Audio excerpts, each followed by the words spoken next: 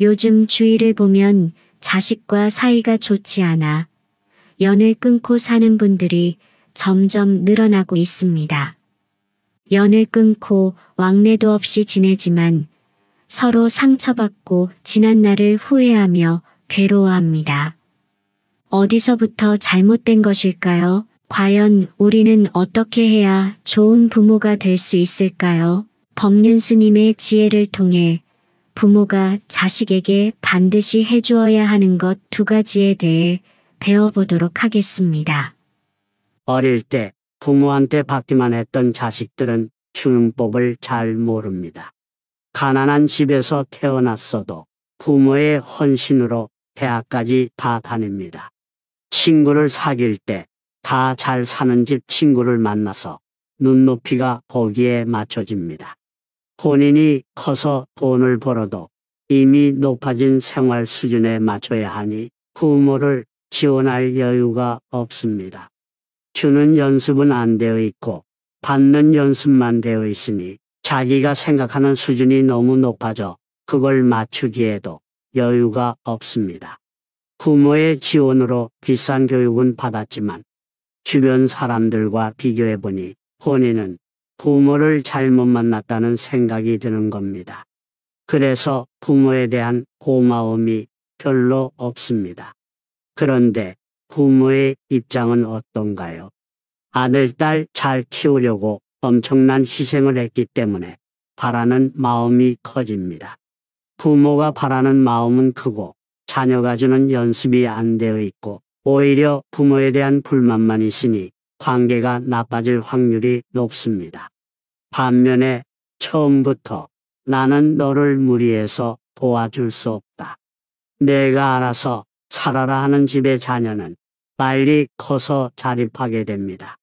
그러면 부모는 자식한테 별로 해준 게 없으니까 별 기대를 하지 않기 때문에 자식이 효자처럼 느껴집니다.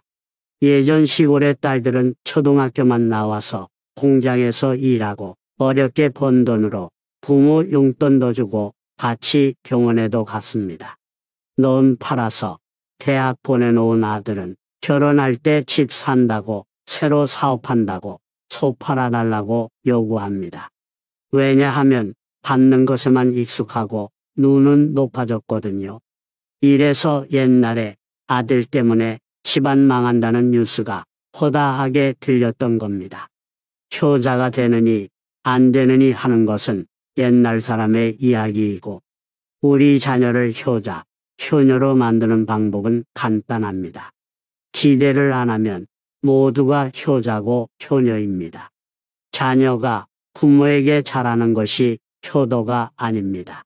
더 이상 나에게 손 안 벌리는 것만으로도 고맙다고 생각해야 합니다. 너무 효도를 따질 필요가 없습니다. 다만 부모가 자식에게 반드시 해주어야 하는 것 딱 2가지만 지키세요. 첫 번째, 어릴 때 아이에게 심리적 안정을 줘야 합니다. 이것이 가장 중요합니다. 아이의 평생 행복의 바탕이 됩니다. 최소한 아이들이 초등학교 들어갈 때까지는 부부가 싸우거나 아이를 야단쳐서 집안 분위기를 어색하게 만들지 마세요. 먹는 음식은 부족해도 괜찮고 입는 옷도 부족해도 괜찮고 자는 집도 허술해도 괜찮습니다. 장난감도 없어도 괜찮아요. 불안한 마음을 가지지 않도록 도와줘야 합니다. 심성이 불안하고 약하면 평생 불행하지 않습니까? 그래서 마음의 안정을 만드는 시기가 중요합니다. 아이에게 절대로 화내고 짜증을 내면 안 됩니다. 아이가 어릴수록 피해가 큽니다. 예를 들면 풀이든 나무든 어리고 작을수록 조금만 힘을 가하면 죽습니다.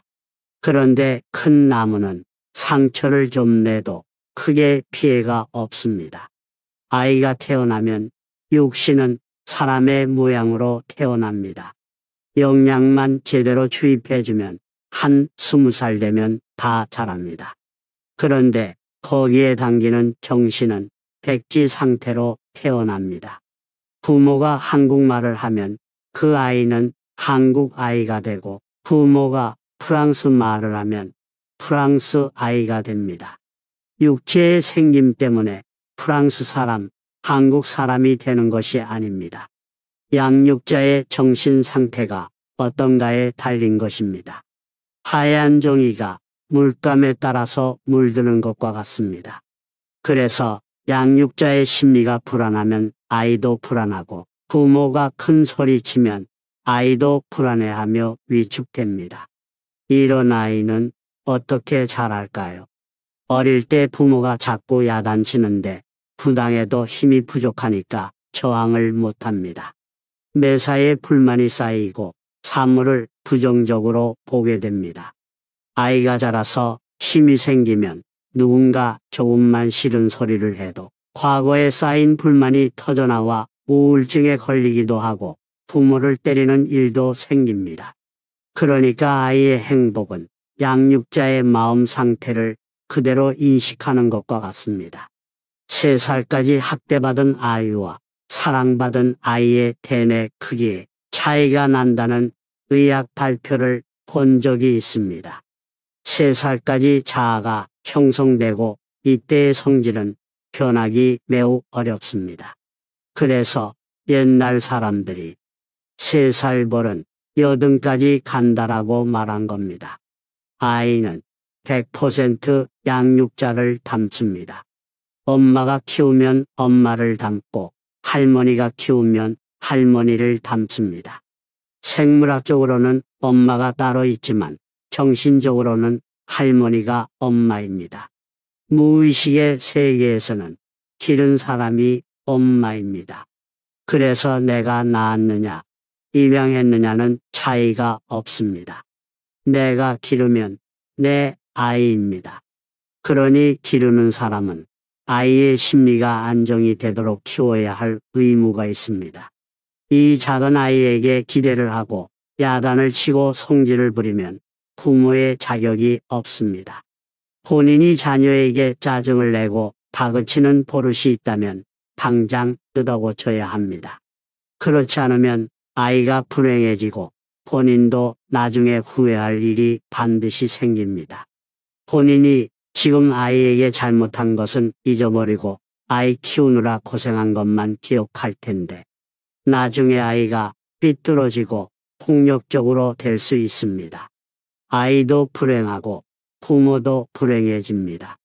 지금 괜찮으니 커서도 괜찮을 거라고 방심하면 안 됩니다. 옛날에는 부모가 애를 때려도 훈육이라고 했었지요.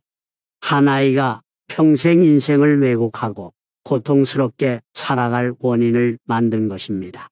아이에게 있어서 가해자인 것이지요. 엄청난 범죄 행위입니다. 아이는 선택의 여지가 없습니다.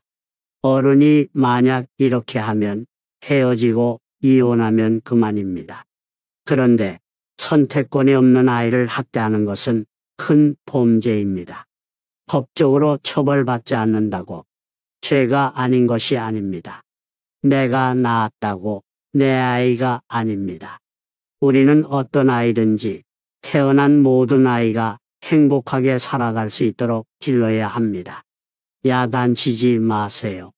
이로 해라, 저거 해라, 닥달하지 마세요. 그것은 야단쳐서 아이의 심리만 불안하게 만드는 것입니다. 대응하지 마세요. 아이에게 짜증내지 마세요. 밥 먹기 싫다고 하면 그냥 안 해주면 됩니다. 밥 해달라고 울면 그냥 내버려 두세요.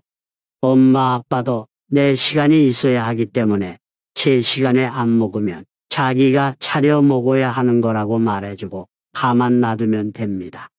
버릇을 고치려면 냉정해야 합니다.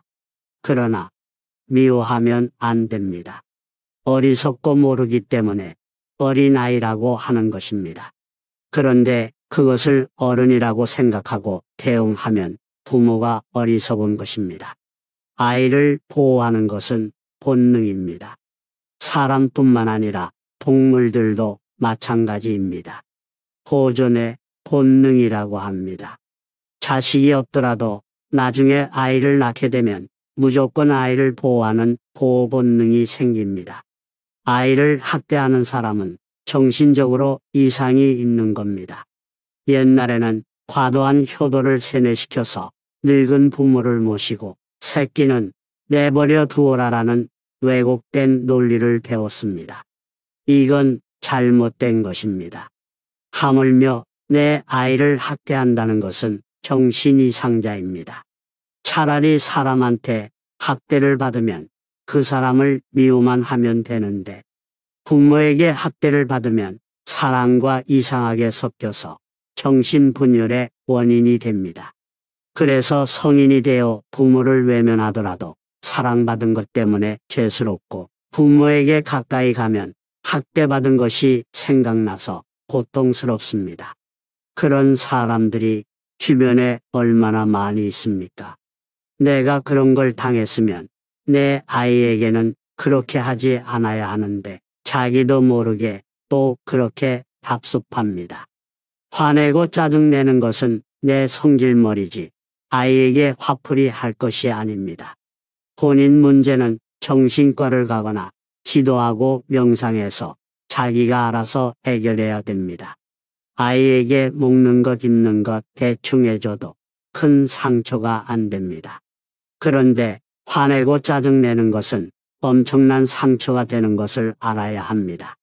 두 번째, 아이가 청소년이 되면 스스로 결정하는 연습을 시키세요. 훈련은 빠를수록 좋습니다. 어른이 됐다면 무조건 스스로 결정하도록 남처럼 냉정하게 대하세요. 부모가 아이 대신 결정하지 말아야 합니다. 만약 지금까지 계속 아이 대신 결정을 해줬다면 앞으로 결혼할 사람도 부모가 찾아줘야 하고 아파트도 부모가 찾아주고 손주 나오면 그 손주까지 키워줘야 합니다. 확실하게 끊어야 합니다. 결정은 아이 본인이 하는 것으로 결정을 내리세요. 아이가 참고할 만한 정보를 알려주는 것이지 청소년 이후의 자식은 성인입니다. 물론 아이가 대학 다니면서 힘들어하거나 직장 다니면서 아이 키우는 것을 보면 도와주고 싶은 마음이 들겠지요. 예를 하나 들어보겠습니다. 유럽이나 미국 국립공원 안에 야생동물에게 먹이를 주지 말라는 팻말이 있습니다. 지금은 내가 먹이를 주면 동물을 도와주는 것 같지만 야생동물을 죽음으로 몰고 가는 것입니다. 여러분이 아이에게 너무 많은 것을 해주면 자녀들을 자생력 없이 키우는 것입니다.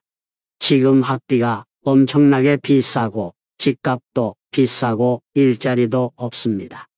대한민국 청년들이 계모를 하던 난리가 나야 하는데 왜 사회 문제가 안 될까요? 부모가 해주는 밥, 부모가 해주는 빨래 다 받고 살아서 그렇습니다.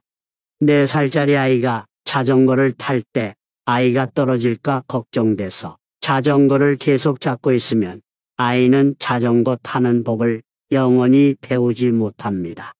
넘어져도 보고 다쳐도 봐야 배울 수 있습니다.